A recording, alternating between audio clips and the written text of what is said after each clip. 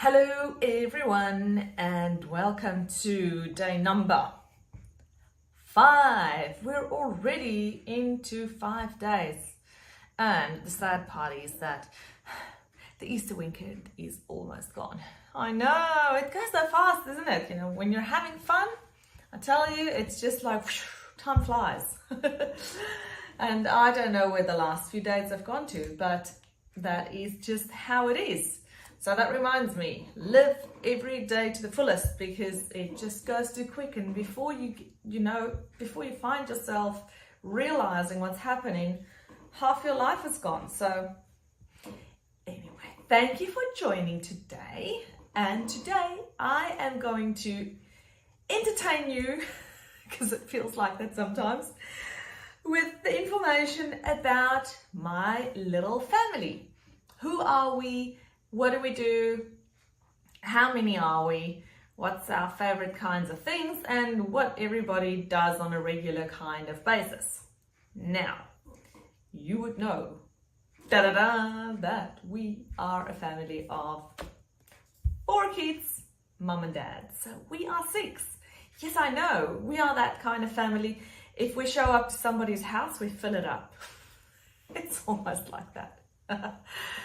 But we absolutely enjoy being a family of 6, because I can tell you there is always some kind of chatter happening, laughter. Yes, we do get the cries, of course we get that, because yes, we're just normal.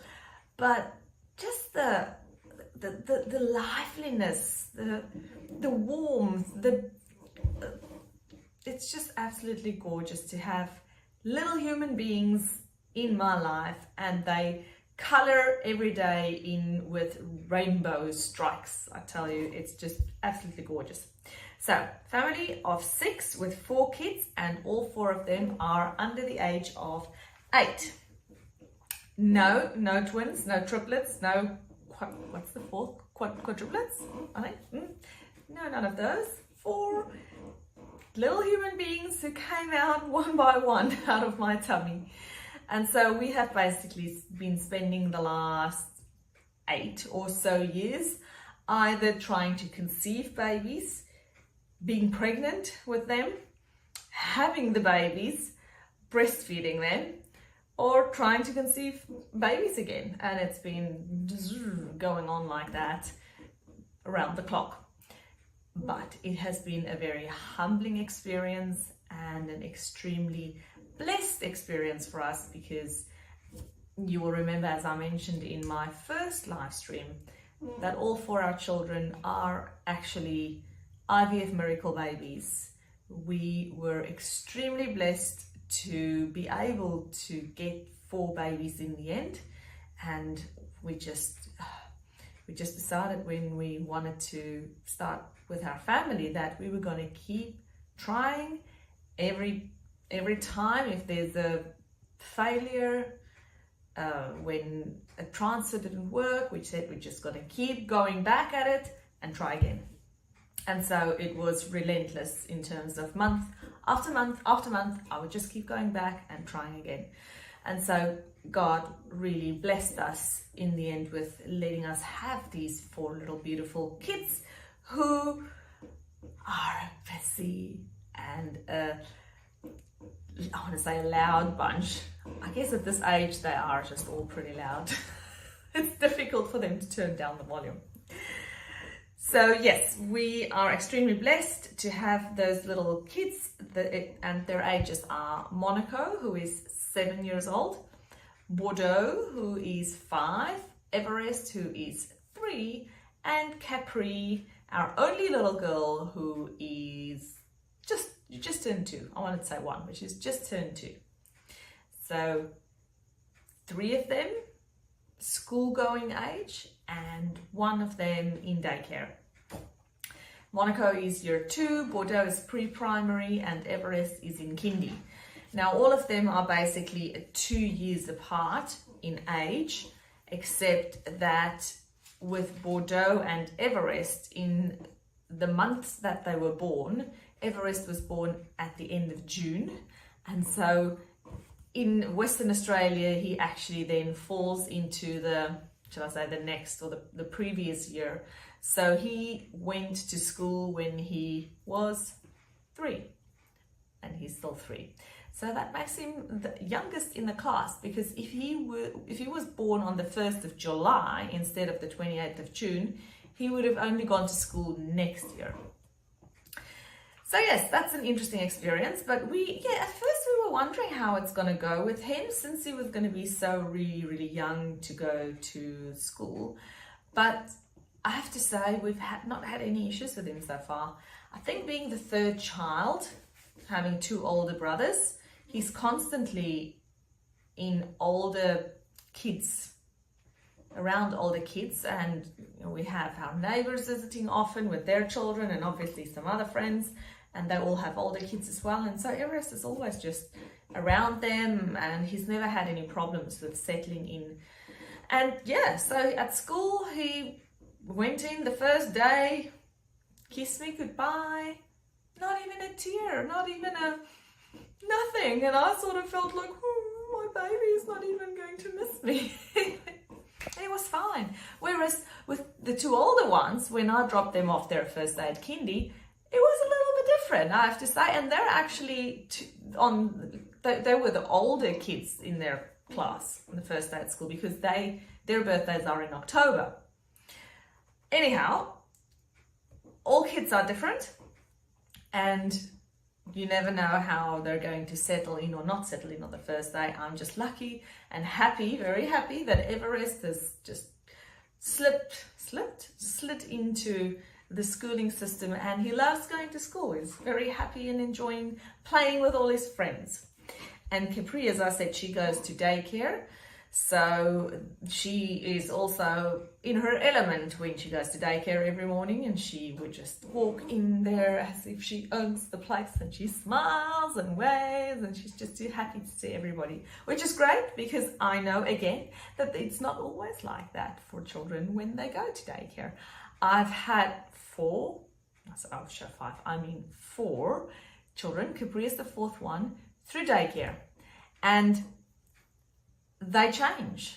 Sometimes they go through these phases. Sometimes they're really happy to go to daycare, and then a few months pass, and then they start getting, I don't want to go anymore, and then it's really hard to drop them off, and then they like it again, and they move between the different classes at daycare depending on which age they are.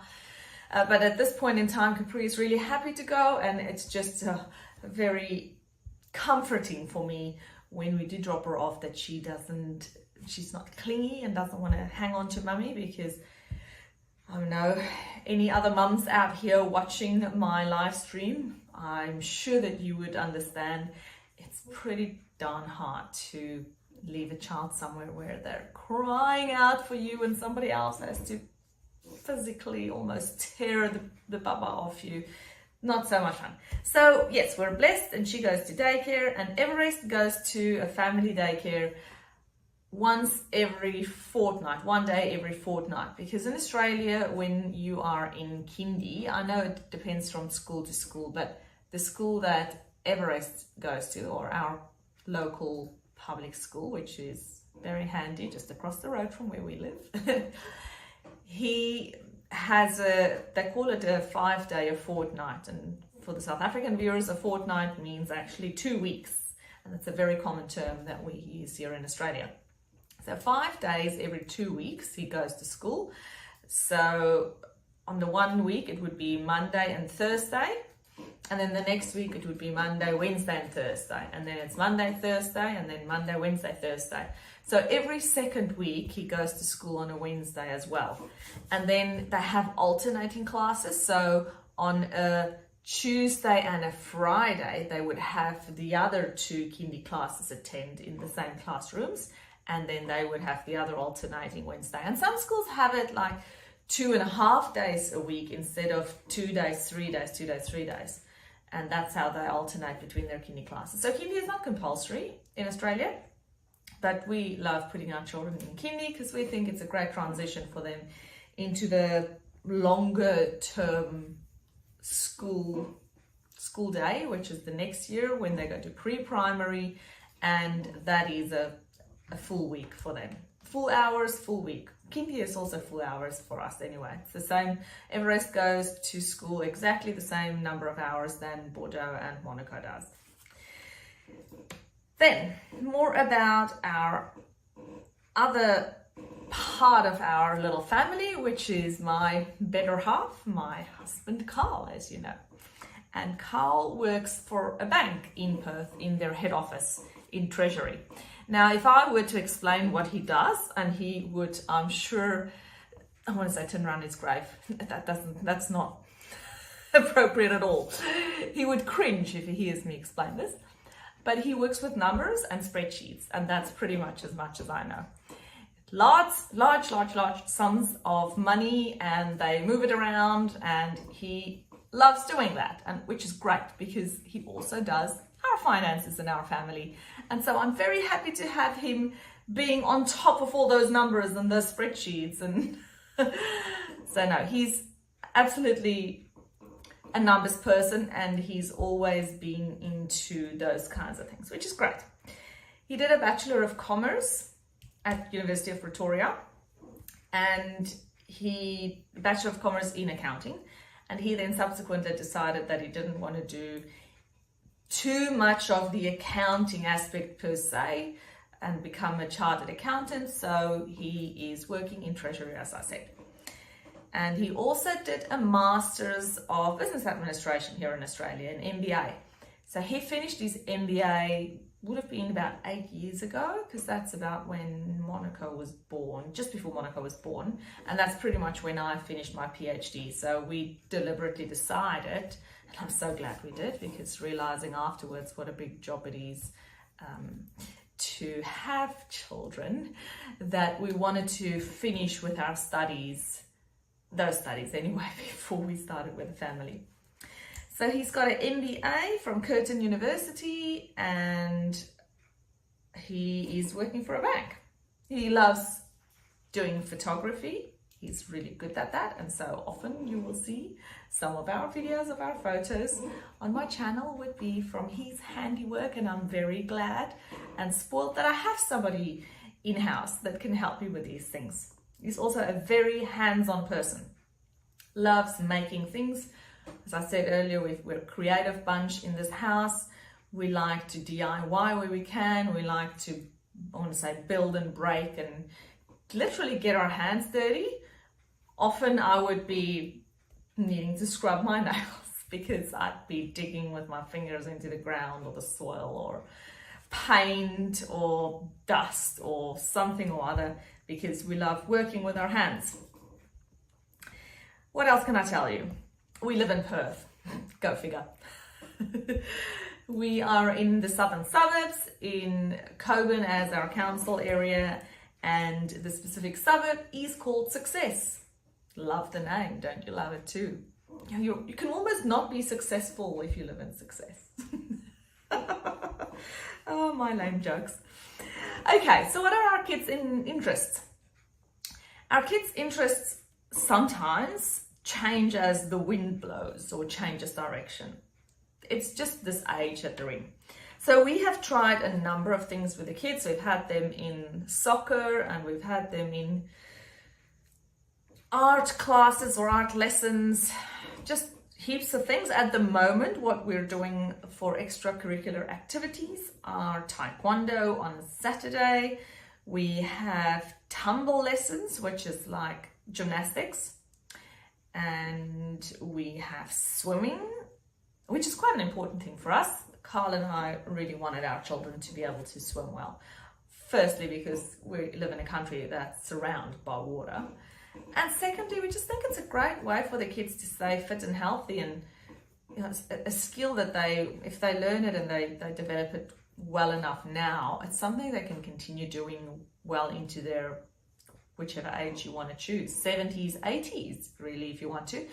Because of the nature of the exercise not being strenuous on your joints, it's something that you can always keep doing even though you might be older. And so we think it's a great way for the kids to learn to be active and enjoy, I guess, exercising. Hip hop, that's a new addition to our list of activities that the children do, I thought it would be interesting to sign them up for a hip hop class, and they're actually really enjoying it so much. I think one of the reasons is that it's gonna entail them participating in competitions, which they're quite keen about. And I think there's about 7 or so competitions coming up for this year alone, which is, yeah, and all local, I think, except for one that's in Kalgoorlie, but all the rest of them are Perth-based competitions. Interesting. And they also love ball games. Now, some in the family enjoy ball games a bit more than others. I shall say that Monaco is the one who enjoys the ball games the least, but he's also really talented, I've seen. Because most of the times, whenever he picks up like a racket or a ball or something, he tends to do really well, but he just lacks the interest, to be honest. And so it's a bit of a struggle to get him to do any of that. Like today we went playing tennis, and he was just like, Mum, I don't want to do it. I'd rather run around or go and play in the park with my little sister. And I'm like, okay then, and that's what you do. And then we had Bordeaux playing his heart out. No, he doesn't hit the ball all the time, but he's there and he's trying, and he was really keen. And Everest and Capri are just really too young for us to really be able to identify whether they like playing with tennis rackets, I guess. But they were there pushing the ball around and throwing it and so on. But both Carl and I are keen tennis players, and we play tennis at school, so it's something that we would actually really like to continue doing as a family. I just keep on having this like ideal scenario in my mind where we can go out as a family of 6, obviously not right now, maybe in a few years' time, and we can all play a proper game of tennis together. Like we can do doubles, and then we can have somebody a ref, and we can have a ball boy or a boy girl, a ball boy or a ball girl. There you go, got that right in the end. And we could have this like almost our own tennis tournament just with our little family. It's called wishful thinking, but you know what? You got to have hopes and dreams, isn't it? So yes, as I said, Monaco really do enjoy running. That's his big thing. If you're following our 100 sunsets and 100 days around Australia, you would have picked up on that by now, that he is just running wherever he can, whenever he can. And I guess that's a good thing too, because whatever kind of exercise or physical activity children show an interest in, I think is important for you to, as a parent, to encourage or support. And they might change. Tomorrow they might go, oh, I want to do something else. You know, we've seen that, trust me, we've seen that.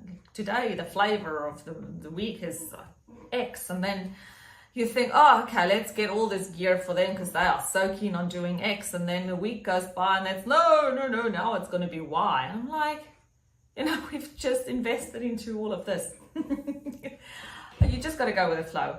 Hopefully, because we've got 4 kids, if the one doesn't like it, hopefully it'll sort of be passed down and somebody else along the line might be able to enjoy that. And then another thing that you would see our family do lots of is biking, like riding our bikes, or scooting, also skateboarding, which goes sort of hand in hand. Again, if you follow our 100 sunsets, you'll see that skate parks are one of those places we will very often be at. And it's just the nature of having little kids who want to move around on their scooters and their skateboards. And it's just so much nicer to go on a skate park than to try and do it out on our verge here on the sidewalk, because the sidewalk always has some little stones or branches, or it's just much easier to go to the skate park. And we now have some really nice skate parks in Coburn and obviously Greater Perth. And since we've been around Australia, in all of Australia, there are just some really fabulous ones. But I can tell you that Coburn does not stand back for any other council's skate parks. So that's great. And those are our interests, as I shall say, at the moment, because it's fleeting, you know. It could change with little kids. It could change any point in time.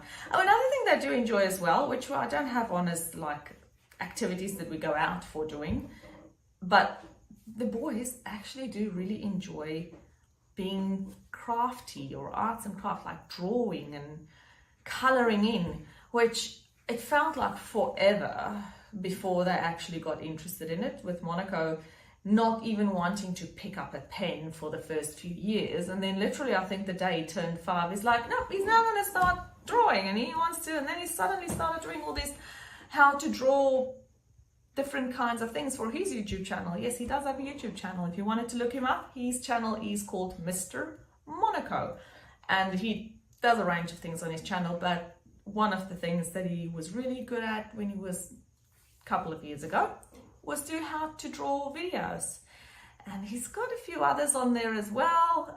I think a very fun one that he and Bordeaux did together was how to eat a Tim Tam, the Australian way or the proper way. So go and check that one out. That's really cute.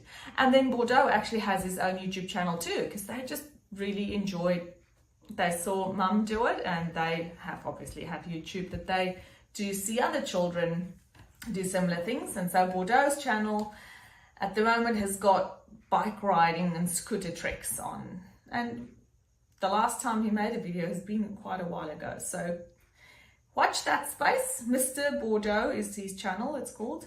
And he will be putting up a few more videos soon, because it is school holidays at the moment, and they told me that they're keen on doing that. So I'm all about supporting their interests and trying my best to encourage them to do things that they are passionate about or are really keen in.